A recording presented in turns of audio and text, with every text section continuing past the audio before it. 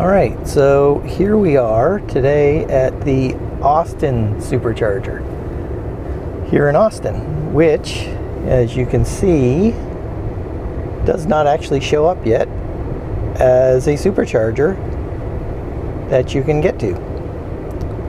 I currently have all of the superchargers displayed. You can see here that the show superchargers is on, but there is no supercharger showing on the map yet. And apparently, according to a website, this supercharger has been here since the day before last. However, it just hasn't made it to Tesla's update yet as far as the maps. So, interestingly, it does not show up yet. As you can see, when I show all the superchargers, it does not show up at this location. We came down here. We live not that far from this location here in Austin, and so we thought we'd come down and take a look at what a brand new supercharger looks like.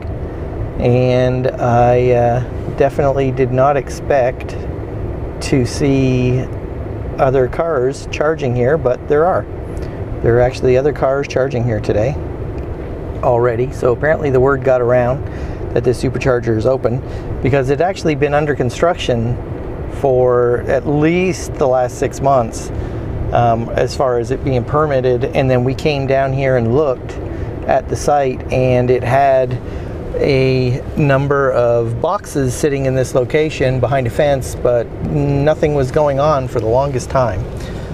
So anyway, we thought we'd come over here and take a look at today and see what it looks like. As you can see right across the street here, there's a bunch of restaurants. There's actually a really good restaurant in that plaza across from us, but there's a number of Asian type restaurants there.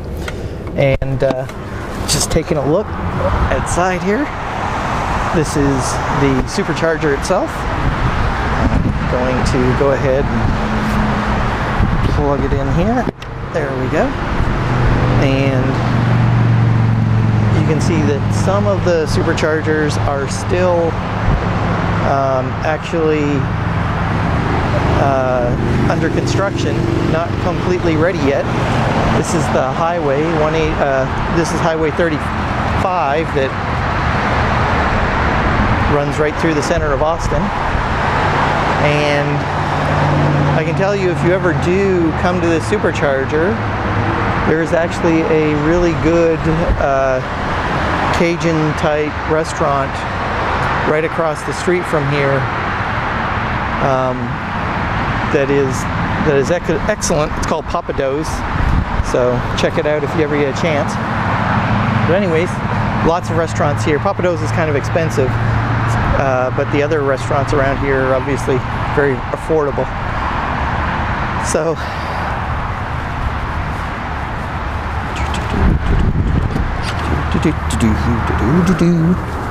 okay, so just wanted to come down here though and take a look at what a new supercharger looks like.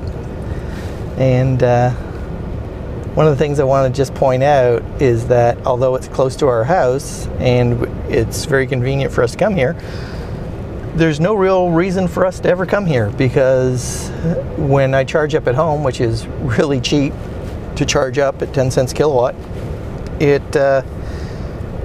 I have a full charge every day that I get into my car. So the idea that I would need to stop at a supercharger here in Austin this close to my house, because we're only like maybe 15 miles from my house, maybe a little bit more, but around 15 miles, there's no real reason for me to ever come here. Even if I'm going on a long distance trip, I can fill the full before I go. And even if I didn't, when I leave the house, I usually have at least 150, usually more. Obviously, you can see here where the setting is normally when I leave the house, which is usually close to 200 miles. And if I have close to 200 miles, I can get to just about any supercharger I want to go to that's next to my house. So if I did something like, let's say, navigate to Dallas. So if I said, let's say I wanted to go to Dallas, Dallas, Texas, navigate. As you can see, even from where I am, and I live up here, but even from where I am, if we were to go to Dallas right now, I could leave here right now without charging at all, and the first stop would be in Waco, where I would be down to 17%. If I left right now, I could be at 17%, so that's plenty of charge. I could get easily to Waco or any of the other charging stations in the area, no matter which direction I go. So there's no real advantage to having this supercharger here in Austin so close to my house.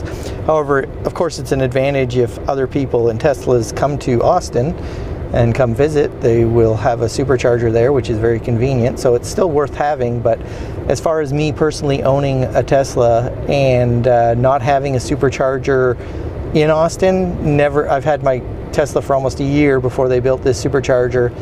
I never needed it, and I don't expect that, frankly, I ever will need it. So it's just interesting. It's just nice that they do actually have a supercharger there. So people will be able to use it, although it doesn't show up on the map yet, but it will soon, I'm sure. Anyways, so we thought we'd come down here today and take a look at it and make a video just to show people what it looks like, or what to expect when you see the supercharger in Austin, and what it looks like when a new supercharger comes online, but it's not quite there yet. So we'll see you later. See you back out on the road.